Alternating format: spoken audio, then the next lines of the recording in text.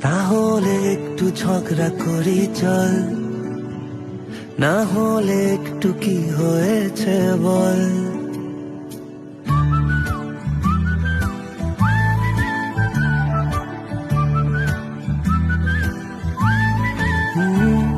তাহলে একটু ঝগড়া করি চল, না হলে একটু কি হয়েছে বল। না বলে এসেছি বাড়িতে, চড়বো বলে খেলনা গাড়িতে। তাহলে কি আজকে সারাদিন